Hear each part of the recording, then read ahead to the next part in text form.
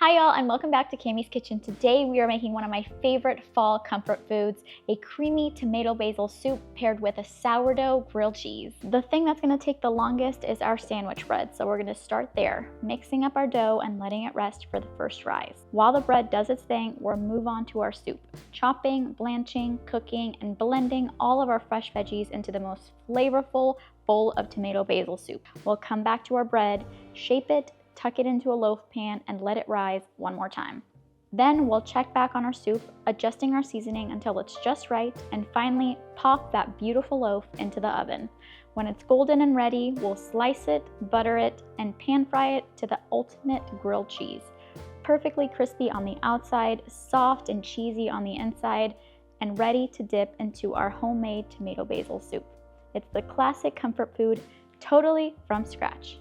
Let's get started. To the bowl of your stand mixer, we are going to start with 330 grams of warm water, followed by 160 grams of honey and 15 grams of active dry yeast. You're going to watch for the yeast to begin to activate with a yeasty sweet smell, and it should start to either bubble or look a little foamy at the edges. It is super important to remember, especially if your instant yeast is in the refrigerator like mine is, you want to make sure your water is nice and warm. Lukewarm is usually not going to cut it, because what's going to happen is that you're going to add your active dry yeast right on top. You're not going to mix it, you're going to wait for it to activate, and if the water's not warm enough, it simply won't activate and your bread will not rise. Now we're going to add our 200 grams of sourdough discard, 20 grams of salt, 1 large egg, 50 grams of your neutral flavored oil. This can be coconut oil or avocado oil, and then gradually add in most of your 850 grams of bread flour. Using a dough hook on your stand mixer, we are going to knead this for 8 to 10 minutes. The dough should pull away from the sides of the bowl or gather all together as it's kneaded. It will feel tacky to the touch, but not overly sticky. If yours is sticky, that's why we conserve a little bit of our flour. We want to add about 10 to 20 grams at a time until it feels tacky but cohesive. Once your timer is up, it is time to check the texture. You'll want to poke on your dough, and if you don't get anything on your fingers, that means that it is perfect. Now the only thing left for your dough to do is to rise. So you want to cover it up with either plastic wrap. I actually buy these plastic shower caps on Amazon and they are incredible. If you don't have either, you can also use like a kitchen towel, just anything to put over the top, and you're going to put it in a warm place in your kitchen for 1 to 2 hours. The time will depend on how warm or how cool you keep your house or your kitchen. If you want it to double in size faster, you want to keep it in a warm area. So I usually put it right behind me in like the middle of the oven, obviously where there's no heat around it, but that area just generally seems to be a little warmer than if I just left it on the counter like under a vent or something. While our loaf is rising for the first time, we want to take advantage of the time and get our tomatoes prepped. Your soup will turn out absolutely fine if you decide to just peel these tomatoes or leave the skin on, since you're going to blend it anyway, but I love to blanch them, and I really do think it makes a difference for the taste and the texture. For those of you that don't know what blanching is, it's actually just a fancy term for giving our tomatoes a quick boil. The reason for this is that it makes it super easy to peel the skins off without cooking the tomatoes all the way through.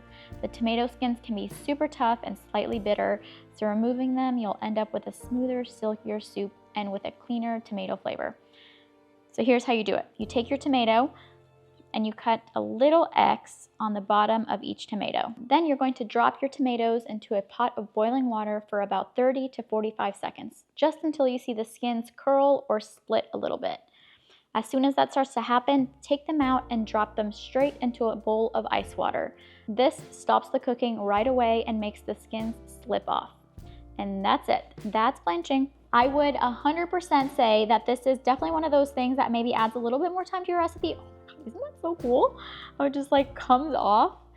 But it is so worth it to how your soup and the texture of your soup turn out. Because we want that tomato flavor to really shine through our soup, we want to make sure we cook our onions and our garlic.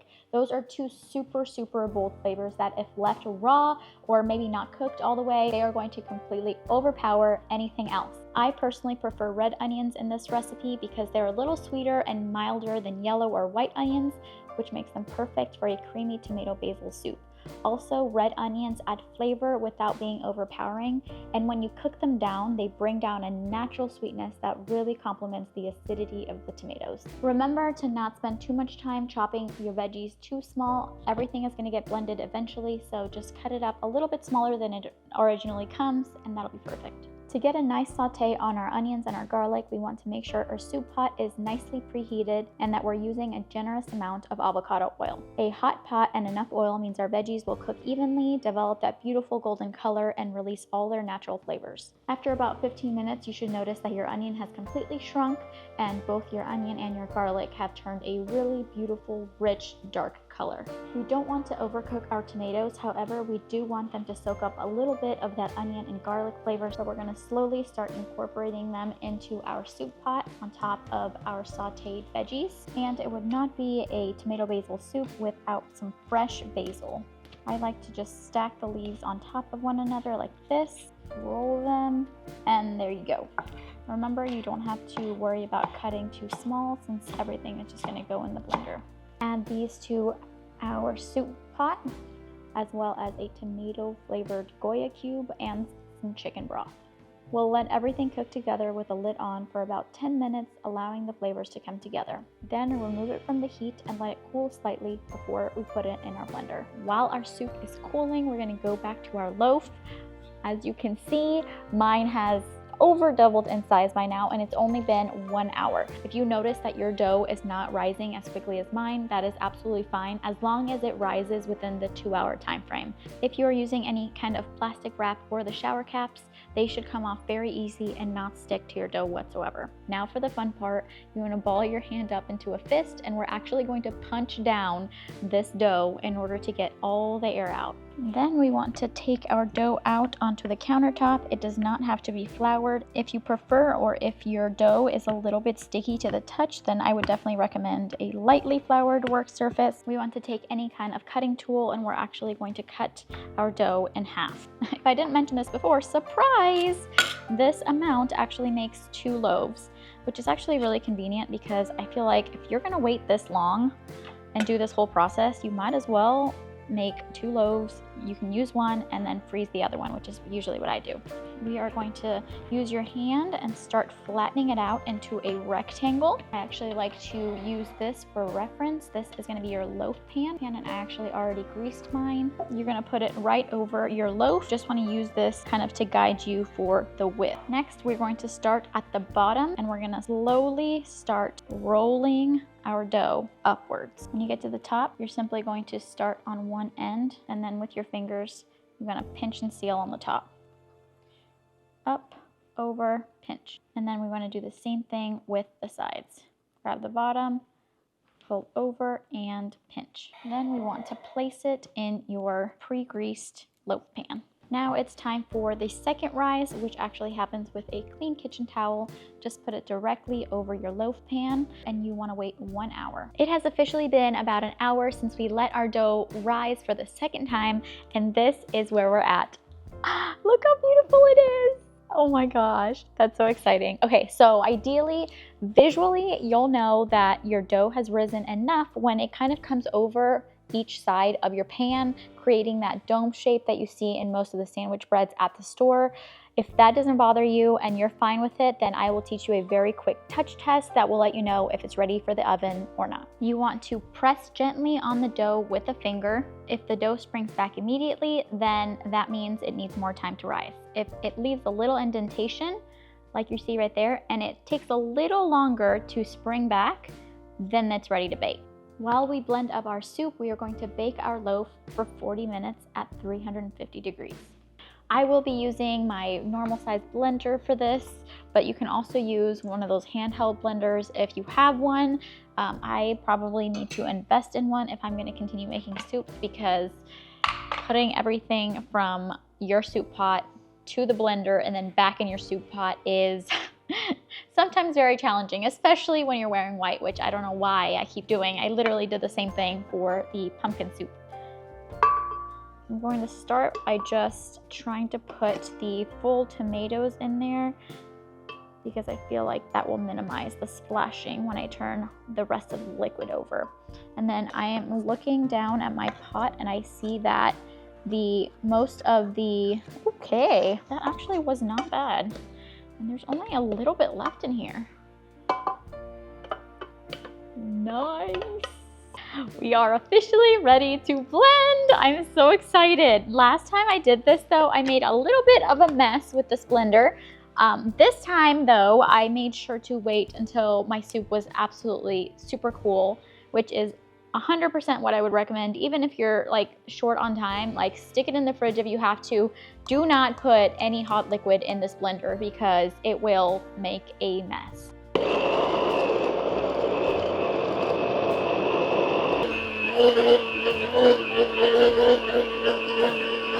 Oh my gosh, it smells so delicious. I love the smell of fresh basil. We're gonna go ahead and transfer our soup back into our soup pot. And we want to place it back on our hot plate and leave that on medium to low. It has officially been 40 minutes. Oh my goodness, y'all, look at this loaf, it's beautiful. Okay, y'all, I refuse to believe that it gets any better than this right here. Oh my gosh. I wish you guys could smell this. Like somebody needs to create a fresh out of the oven sourdough candle and I would buy 18 right now. This is amazing. You want to let it sit in the loaf pan for 5 to 10 minutes after it's out of the oven, and then we want to take it out and put it on a cooling rack so it can finish cooling. Once your loaf is completely cool, we can finally slice it. This is a completely unnecessary contraption, so don't be intimidated if you see this and you're like, oh my gosh, I don't have that. I got into sourdough super hard and I kind of just jumped into the deep end, and I got this as a gift shortly after I made like 12 recipes in a row and I was so into it. It's a really cool old-fashioned bread slicer. However, I do believe that if you make bread regularly, this is 110% worth every penny. We don't want our slice to be too thin, but we also don't want it to be too thick. Let's try that out and see if that works. Okay, I'm thinking this is too thin, so let's go a little bit thicker. Okay, let's try that. Oh my gosh, the first slice is like, oh, it smells so good. Okay, I think this is definitely more of what we're looking for. Y'all, I cannot get over this bread. While most store-bought sandwich breads are made with added sugars and preservatives and all that stuff to keep them soft for weeks, this sourdough is made with a few simple ingredients, and the fermentation in the sourdough discard helps break down the gluten and acid, making nutrients easier for your body to absorb. I mean, literally, it doesn't get any softer, any fresher, any better for you than this bread right here. Oh, I mean, look at this. I feel like I need to do like a little taste test just in case it's poisoned. I will risk my life for y'all. Wow. The little bit of sweetness that comes through because of the honey. Oh my gosh. This with the grilled cheese, because of the saltiness of the cheese, yo, this is gonna be unreal. I think the best grilled cheese starts with two things: fresh bread, check, and really good cheese. I'm using a mix of Monterey Jack and yellow cheddar. You can use any combo you like, but mixing cheeses always gives you a bolder, more complex flavor. I like to buy my cheeses in blocks and slice it myself as thin as I can. Obviously, not very uniform. This is exactly why I have a bread slicer, because my bread slices would look as uneven as my slices of cheese. Thankfully, the cheese doesn't really have to be perfect since it's gonna melt anyway, so don't spend too much time on it. To make our grilled cheese, we're gonna turn our flat top on high and add a small skillet. Next, we want to take our slices of bread and add a generous amount of butter. This is going to feel a little weird, but the buttered side actually goes outward. So flip both slices, butter down, and now we're gonna start building our sandwich. I'm using cheese that I sliced myself, which means it's not gonna be perfectly even. Definitely not like those pre-sliced American cheese squares, you know the ones I'm talking about. If you're working with uneven slices too, don't stress about it. Just layer it best you can. The beauty of the grilled cheese is that it doesn't have to look perfect on the inside. Everything's just gonna melt anyway. It just needs to have enough cheese to make you happy. I feel like this is the trickiest part of making a homemade grilled cheese, especially if you're using a cast iron skillet like I am. Usually those get super hot super quick, and you want to be careful. You want it to be hot enough to where when the butter hits it, it starts to sizzle a little bit, but you don't want it to be hot enough to where it will start burning the bread before your cheese has a chance to even melt. Let's go ahead and give this a quick flip. Okay, we can work with that. What we're actually gonna do is turn it on low, or I'm gonna turn it off, and actually we're gonna put the lid on really quick. Obviously this isn't the correct lid, but having the lid on will allow for the cheese to melt a little quicker. Okay, that is more like it. Oh my goodness. Let's take it out before it starts burning. I can safely say this is the best grilled cheese I have ever made. Do you hear that? A crispy bread on the outside, all this gooey cheese on the inside. Let's cut into it. Oh my goodness. Right before we plate, we want to add a little bit of heavy cream to our soup. Again, it tastes incredible, and if you prefer, you can definitely just eat it as it is. I like it to be a little bit creamier, so we're gonna go ahead and add some heavy cream. As always, you guys know I like my food visually appealing, so we're gonna go ahead and add a little bit of fresh basil. Oh my gosh, boom, restaurant worthy. I've been waiting literally 3 hours for this.